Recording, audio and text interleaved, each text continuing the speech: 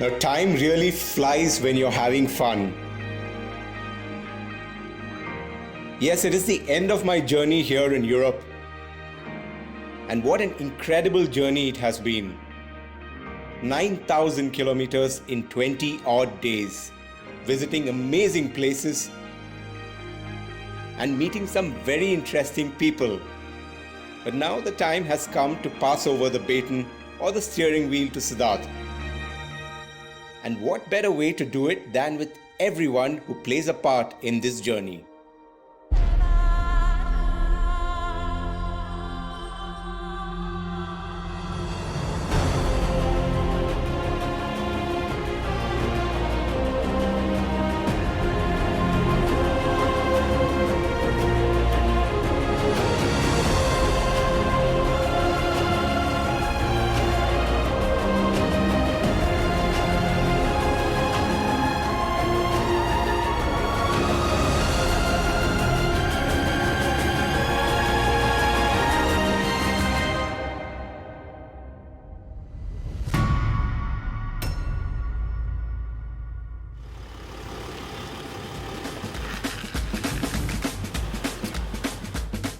Well done. Hey guys. Hey. Hey, how are you? How are you, sir? Welcome. Good, Well done. Yes, thank you so much.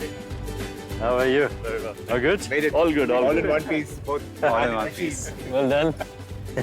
It's quite good to see the car with the Pune Maharashtra number Yeah. plate and to see the car in one piece. Just don't look at the tires. We went on the racetrack a bit, so Yeah. we pushed it a little bit. But Actually, I follow you on Twitter, so I know what you did with the car. And knowing that, the car looks pretty fine. So now you know why he's relieved. there Because were he two knows. things that got everyone's attention on the roads. One, the number plate, of course. Yeah. And everyone is looking at where the steering wheel was, especially in Europe. Yeah. Everybody's like, who's driving? There's no steering wheel there. Autonomous car. We're already there. But Yeah. it's been quite an adventure, all the way from Istanbul. But of course, then we met Lewis Hamilton and Nico Rosberg. Yes. And, They've signed the car, right? Yeah, they've signed the car. So. Yeah, that's pretty cool. Oh, yeah, here, yeah. Louis and Nico. Yeah. So from here you drive, yeah?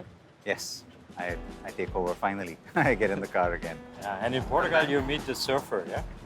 I'm doing that bit. okay. Yeah, we're doing the bit with Garrett Mara. He's so that impressive. should be fun. Should be He's fun. really impressive. So still a long way to go. Long way to The first one. Let's take a quick picture then. Yeah, let's do that. Okay.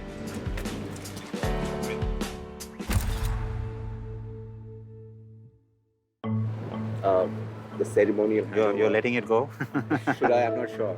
Yeah, are you 20 feeling days, torn? 9,000 kilometers. You know, every time I actually lock the car at the night, I say good night. You know, it's become. Have you got tissues? Because he's going to start crying. Yeah. But yeah, so have Thank fun. you. She's been kind to me, Thank so I hope you have fun. Thanks so much. Thanks for taking well care about the car. Yeah, Yeah? it was great fun. All the best. Let's start.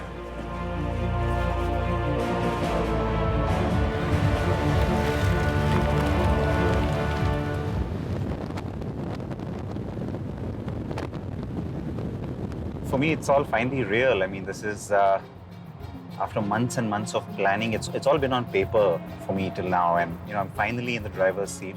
And all these years being an automotive journalist, there are these things you want to do. It's almost like a bucket list, and one of those is going to Nurburgring. Very happy about that because it's one of those legendary places where not just as a motoring journalist, but just anyone who's interested in a little bit of history and loves cars in any way. A lot of testing happens there. A lot of these cars are sort of proved, they earn their credentials before they come to market at the Nordschleife. So it's just the start of a big leg for me, but promises to be really fun.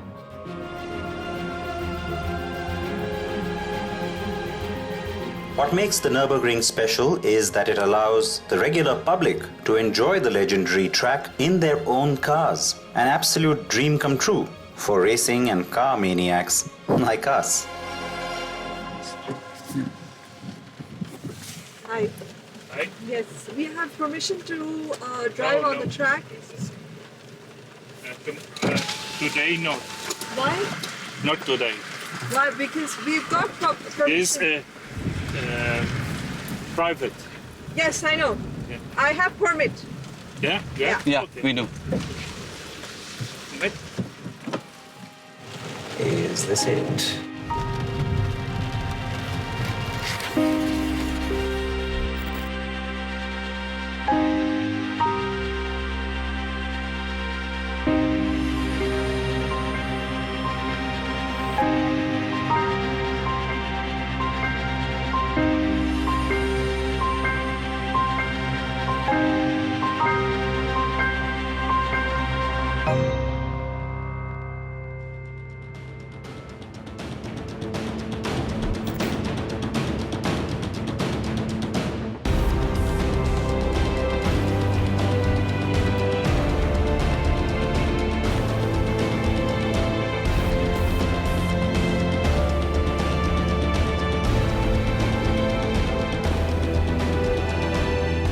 So there's a nice big tick in the box that said Nurburgring, but the box which had Nordschleife, it's nice empty. There's no marks on that one.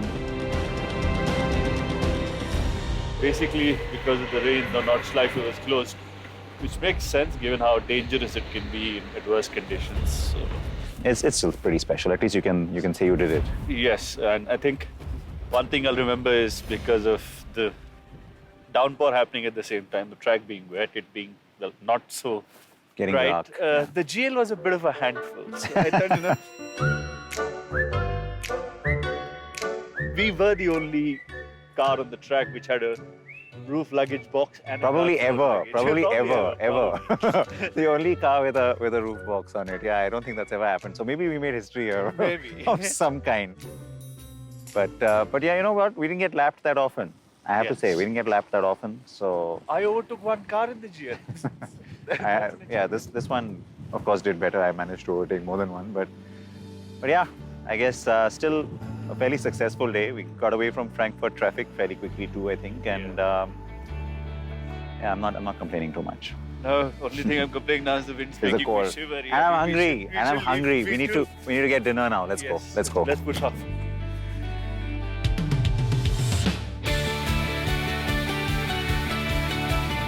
To add to our hunger pangs, finding our hotel for the night proved quite tricky. After missing a couple of turns and going around in circles for a while, we managed to locate our resting spot. I think. You have reached your destination. Doesn't get more global going on than this. Is this it? Yeah. Is this really it? That's the hotel. Wow, because this GPS was telling me not to turn left from that road. So that's why I was waiting. I thought they're gonna reverse, they're gonna come back out. Okay, if this is it, then this is it. So we might be here.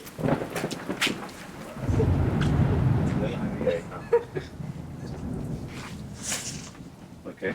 Well, obviously the reception closes or is stuffed at 9 o'clock, 9 p.m. So they've left a message for us stating, please call.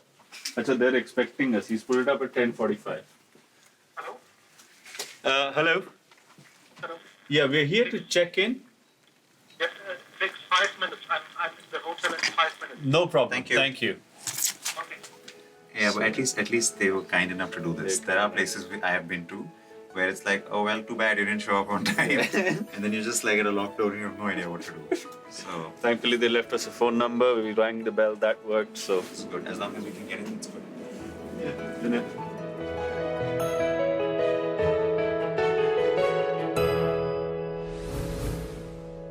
So it's day 22 of the Great Overland Adventure, and today it's a big, long drive all the way from the northern part of Germany that we're in right now, close to the Rhine River in the Rhine Valley, and then all the way down to Lyon in France. So it's 700 kilometers away.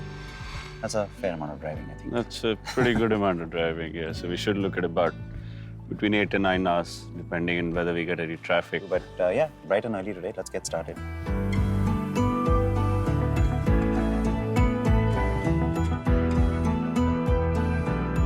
One of the reasons I really like driving around in Europe, most of the places you go to, the countryside is just beautiful. And it may not be picture postcard sort of perfect, but it's just refreshing. It's usually abundant green, and you just sort of breathe in that clean air. It feels really, really good.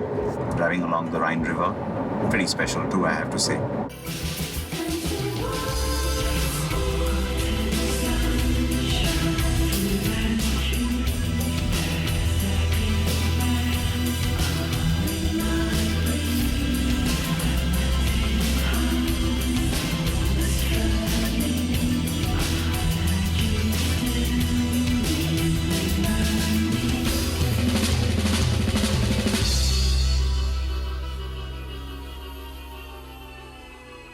don't know what exactly the scenario is, but we are currently being escorted by 2 motorcycle riding officers towards the Luxembourg town. I can't remember the name Please right follow now. the road for 800 meters. But let's see how this goes.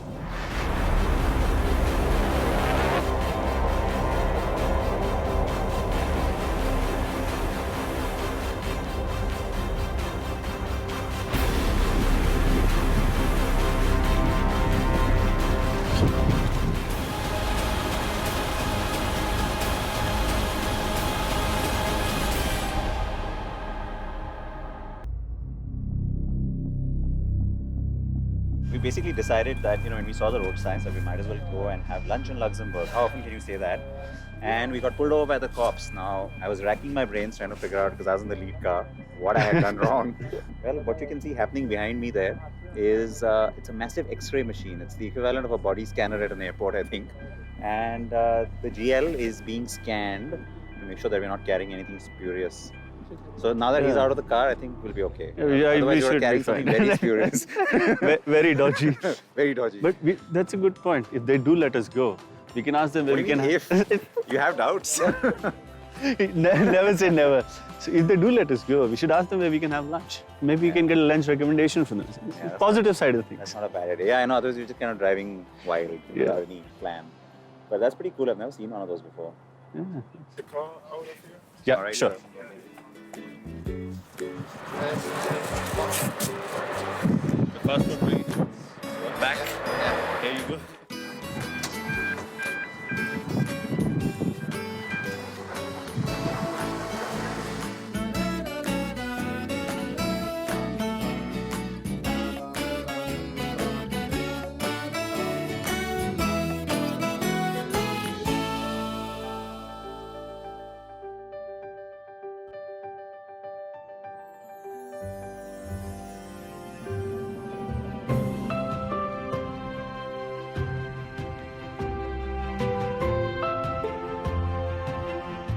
They didn't have to do it, but I'm touched. They laid out the red carpet for us. I feel so alive. It feels like love again. Oh, I share my feet to the sky.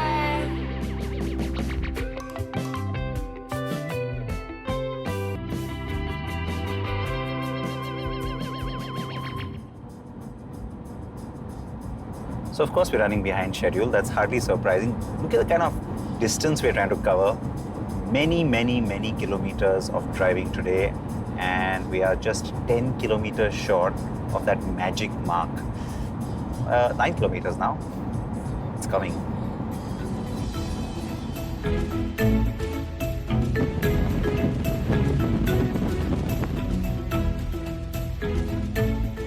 Yes! 10,000. Yes. There we go. 0. Oh, nice. so the first 5-figure pilot figure that we achieved. Yeah, 5 figures. But I guess we only get to celebrate it once we reach Lyon. So let's keep going. Okay. Grab a coffee at least. Yeah. Yeah, we should. Some celebration. Some celebration.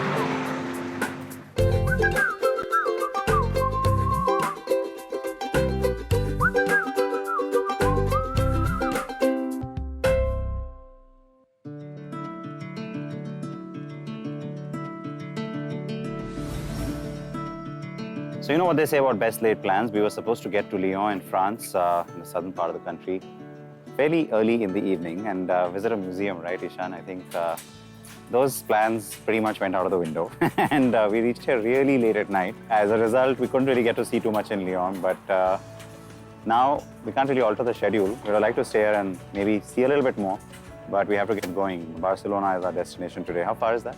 Over 600 kilometers, so another long day of driving. But hopefully on the way out, we'll get to see a little bit of the city at least. I've never been here before. I hope so. Neither have I. So yeah, that'll be interesting if we can see some of it. All right, so just like a tourist bus, we will be looking out of the window eagerly.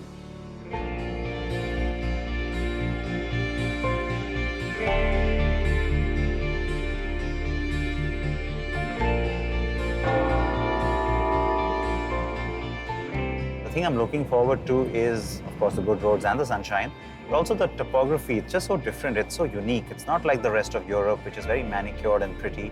Spain, Portugal, they tend to be a little more rugged. It's craggy and really has its own identity. And so we're getting to see that in the south of France right now. It's only going to get more and more different as we get closer to Barcelona.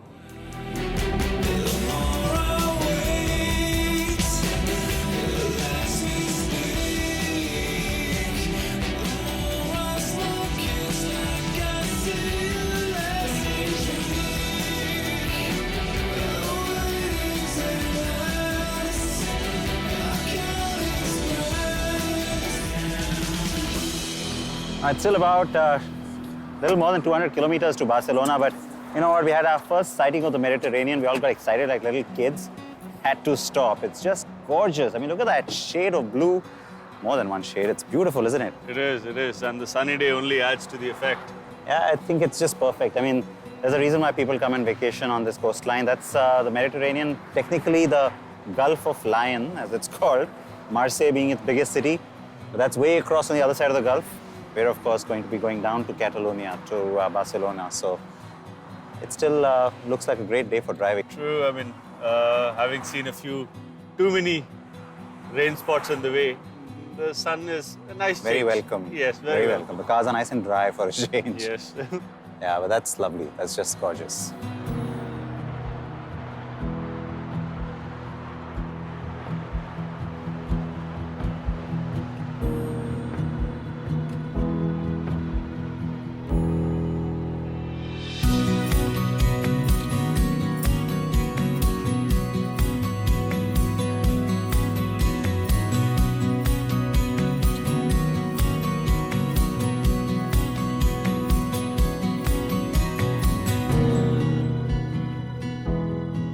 We've just about made it into Barcelona just before the light completely fades. And thank God, because we've climbed up to this little hilltop. What a spectacular view.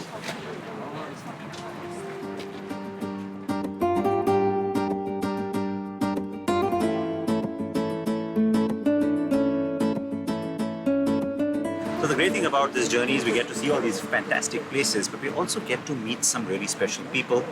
Let me introduce you to one such person that we have for you here in Barcelona. Hi, Albert. Hello, how are you? Albert Bosch is the John.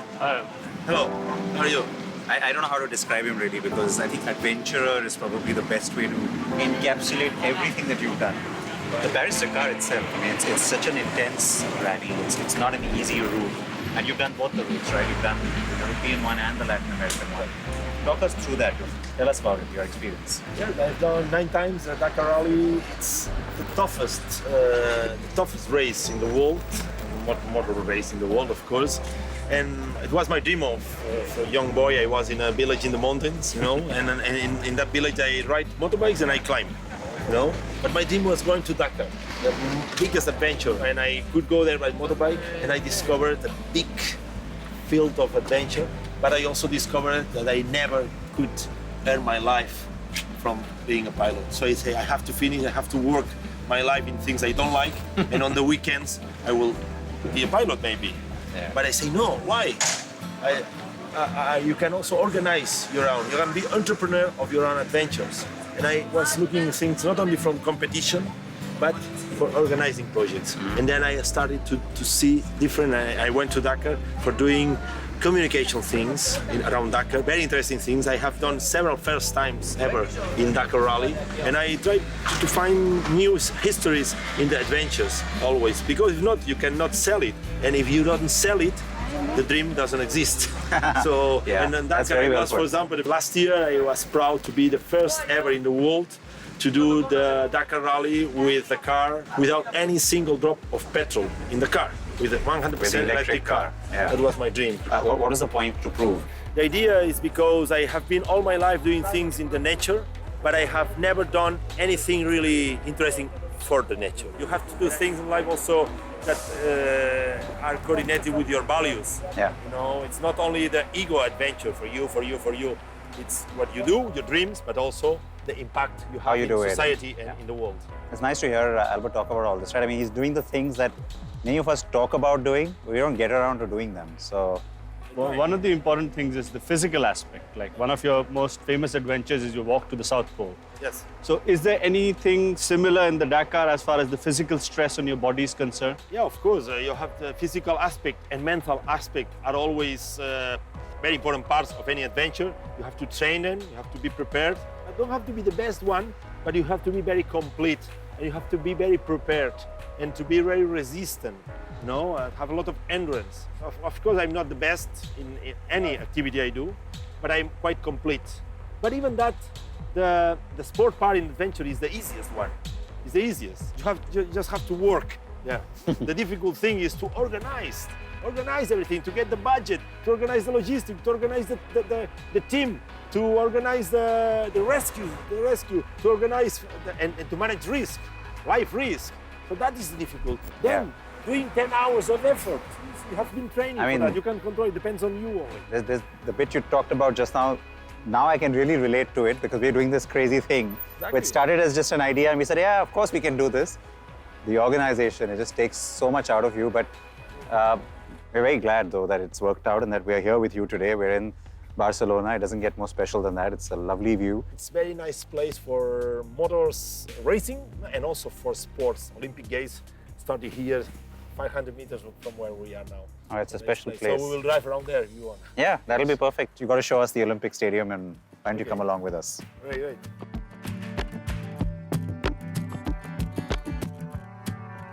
Now we're going, that's the avenue of the Olympic Stadium. Okay. Here. Albert bid us adieu after showing us around the Olympic Village, and then we set out to experience the famous nightlife of Barcelona. You see all the tourists here, you see some of the local people, you see young people. There's lots of activity, lots of energy. It's getting on midnight and yeah, there's tons of people around. Of course, Ishan decided not to join us, and I understand his point because, of course, we've had a really long day and tomorrow is going to be a much longer day. So part of me envies the fact that he's going to catch up on his sleep and I'm not. But having said that, I'm glad I didn't miss this because I'd seen a very brief flamenco performance before, but nothing like this.